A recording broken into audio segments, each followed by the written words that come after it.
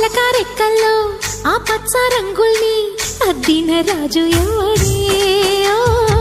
నిన్నాగో పడిగెల్లో ఆ విష్ణు పాదాలు దిద్దిన మాయా దేవుడే